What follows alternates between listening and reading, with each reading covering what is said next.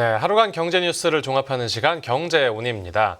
이제 미국 대선 이후 비트코인 가격이 급등했다가 간밤에는 상승세가 주춤해지면서 이 숨고르기에 들어간 모습인데요.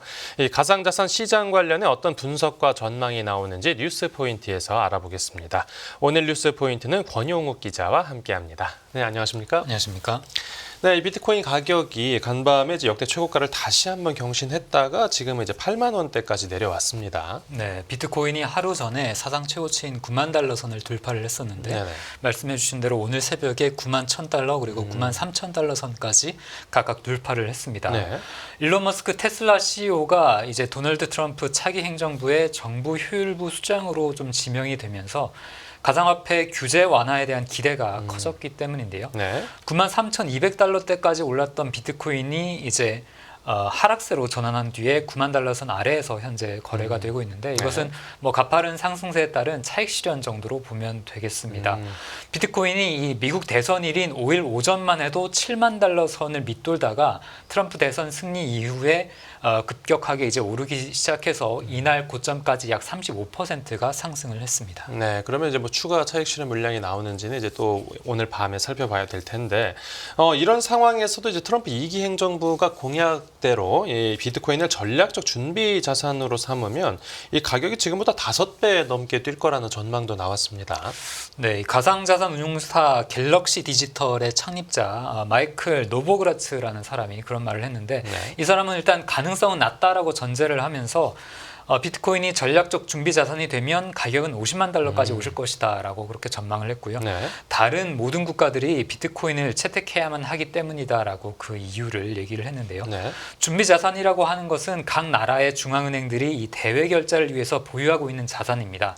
통상 기축통화인 달러를 비롯해서 뭐 IMF의 특별 인출권 그리고 금과 같은 것들이 그 역할을 하고 있습니다. 예, 그러니까 일단은 그 9만 달러라는 숫자를 맞봤으니까 뭐 당장에는 그러니까 10만 달러를 넘을 수 있을지가 관건이겠죠.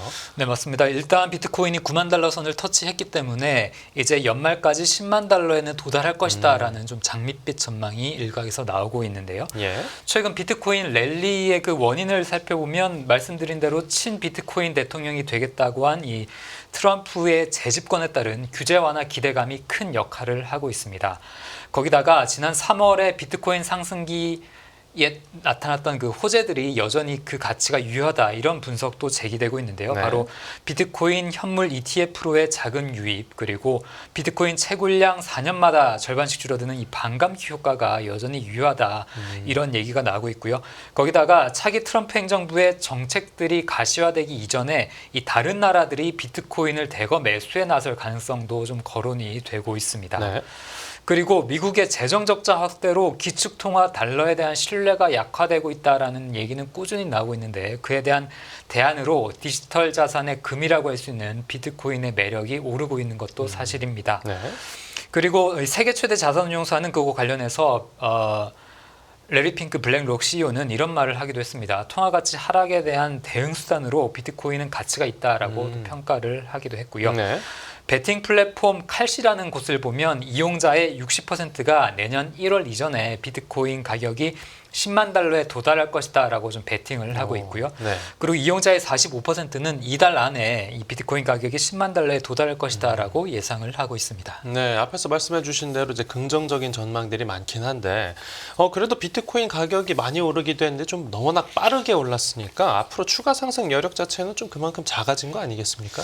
네, 뭐 그런 얘기들도 계속 나오고 있습니다. BRN의 발렌틴 프루니에 애널리스트라는 사람은 이 상대 강도 지수를 근거로 이 비트코인이 과매수 국면에 진입을 했고 특히 고점에 진입한 신규 투자자들 때문에 변동성이 지금 이제 증폭될 수 있다고 이렇게 경고를 했고요. 네. 페퍼스톤 그룹의 크리스 웨스턴은 비트코인 가격이 과열 상태에서 추가 상승할 여지가 있는지 또는 소폭 조정을 기다릴지는 이제 투자자들이 결정해야 할 것이다라고 또 얘기를 하기도 했습니다. 예. 그리고 이 트럼프의 가상자산 관련 공약들이 언제 현실화되는지 그리고 비트코인이 전략자산으로 편입되는 것이 과연 현실성이 있는지 투자자들이 그렇게 좀 진지하게 고려를 하고 있지 않다라는 그런 비판의 목소리도 제기가 되고 있고요. 네. 2년 전 이맘때였죠. 대형 가상화폐 거래소 FTX가 파산이 되는 그런 큰 이벤트가 있었는데 이런 것들을 볼 때 가상화폐 업계에는 여전히 좀 불확실성, 불안정성을 갖고 있다 이런 지적도 나오고 있습니다. 네, 전망들이 이제 엇갈려서 나오는데 그 트럼프 당선인이 자기 자신을 가상화폐 대통령이라고 불렀을 정도로 이 가상자산 시장에 대해서 우호적인 모습을 계속 보여왔는데 이렇게 되면 앞으로 가상자산 업계에서 나오는 그 목소리에도 더 힘이 실리겠죠. 네, 가상화폐 업계가 이번 트럼프 당선에 좀 큰 역할을 했습니다. 이들이 1억 달러가 넘는 정치 자금을 이제 투입을 했는데요. 네네. 그렇기 때문에 트럼프가 업계를 위해서 무엇을 할 것인가에 좀 관심이 쏠리는데 현재 업계의 최우선 과제 중 하나는 미국 증권거래위원회 SEC를 좀 바꾸는 겁니다. 업계가 그만큼 SEC에 좀 불만이 있다라는 그런 뜻인데요. 네. 게리 캔슬러 현 SEC 위원장이 처벌 위주의 정책을 좀 밀어붙이면서 한때 세계 최대 가상화폐 거래소였던 FTX가 붕괴하는 등 이 업계 성장이 좀 차단되어 있다라고 좀 업계 관계자들은 보고 있습니다. 트럼프 스스로 가상화폐 대통령이 되겠다고 한 만큼 업계는 가상화폐에 좀 친화적인 인물이 SEC 수장에 새로 오를 것으로 기대를 하고 있습니다. 그럼 새로 이제 친화적인 인물이라고 하면 누가 거론되고 있습니까? 네, 먼저 로빈후드의 최고 법률 책임자인 이 댄 갤러거라는 사람이 좀 이야기가 나오는데요. 네. 로빈후드는 이 가상화폐와 주식을 거래하는 플랫폼인데 여기서 갤러거는 2011년부터 2015년까지 SEC 위원으로도 활동을 하기도 했습니다. 네. 가상화폐를 증권이 아닌 별개의 자산으로 봐야 된다라는 그런 입장을 견지하고 있는 것으로 알려졌는데요. 네.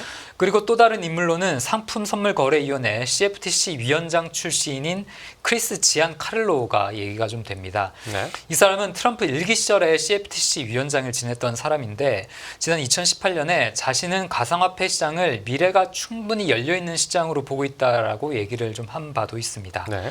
그리고 현 SEC 위원인 헤스트 피어스도 좀 후보군으로 꼽히는데 이 사람이 좀 거론되는 주요 이유는 코인베이스 때문입니다. 미국 코인베이스라고 하면 미국 최대 가상화폐 거래소인데 네. 코인베이스가 이 피어스 위원을 SEC 위원장으로 좀 밀고 있습니다. 공화당 소속인 피어스는 가상화폐 업계를 규제하려는 현 갠슬러 위원장과 계속해서 좀 충돌했던 것으로 유명하고요. 네. 코인베이스는 가상화폐 업계 내에서는 이번 대선 트럼프 당선의 가장 큰 후원자이기도 했습니다. 네. 그렇기 때문에 코인베이스 같은 가상화폐 기업들의 수장들은 업계 요구를 좀 관철시키기 위해서 트럼프 인수팀에 좀 줄을 대고 있는 것으로도 알려져 있는데요. 네네. 코인베이스는 이 인수팀과 협력해서 자사 CEO와 그리고 트럼프 인수위 공동위원장 간의 만남을 주선하고 있는 것으로 알려졌습니다. 네, 이 지금 비트코인을 중심으로 그러니까 가상자산 시장 전반이 뭐 그야말로 슈퍼 호황을 누리고 있다 이렇게 말을 할 수 있을 텐데 이 국내 가상화폐 거래소들도 이번 호황기에 좀 상당히 재미를 볼 걸로 생각하고 있겠죠. 네, 맞습니다. 시선을 좀 국내로 돌려서 국내 최대 가상자산 거래소인 이 업비트가 거래 규모가 늘어나면 늘어날수록 수수료가 좀 늘어나는 구조를 갖고 있습니다. 예. 업계에 따르면 업비트를 통한 가상자산 거래가 전날 오후 5시 30분 기준으로 24시간 동안 무려 22조 원에 육박할 정도로 천문학적인 규모로 좀 거래가 된 것으로 추산이 되는데요. 네. 업비트 한 곳에서 하루간 오간 거래 대금이 이 같은 날 유가증권 시장과 코스닥 시장을 합한 것보다 더 많이 그렇게 거래가 된 겁니다. 유가증권 시장이 이제 10조 9천억 원 그리고 코스닥 시장은 6조 9천억 원 정도 거래가 된 건데 이 단 하루 동안을 보면 이 업비트가 한국 거래소를 능가하는 우리나라의 금융 플랫폼이 된 셈인데요. 네. 업비트가 국내 시장의 점유율 70%를 차지하고 있는 1위 이 가상거래 업체입니다. 과거에 가상자산 가격이 급등할 때마다 실적이 눈에 띄게 증가했던 그런 경력들이 있고요. 네. 그리고 2위 거래소 업체인 빗썸은 업비트보다는 이 거래 수수료가 좀 낮지만 그래도 어제 전날 빗썸 거래의 대금이 8조 8천억 원에 이르렀습니다. 물론 업비트의 절반에는 못 미쳤지만 이 역시 코스닥 시장보다는 2조 원 가까이 큰 규모를 기록을 했습니다. 네, 또 이 회사가 돈을 잘 벌면 그 소위 보너스도 좀 두둑하게 주게 되는데 그러면 이제 가상자산 거래소 직원들이 올해 겨울은 좀 따뜻하게 보낼 것 같습니다. 네, 맞습니다. 이 가상자산 거래소가 원래 급여 수준이 높기로 좀 유명합니다. 업비트가 운영하는 두나무 같은 경우를 보면 네. 올해 상반기에만 직원 1인당 평균 1억 3천만 원의 음. 급여를 지급을 했습니다. 네.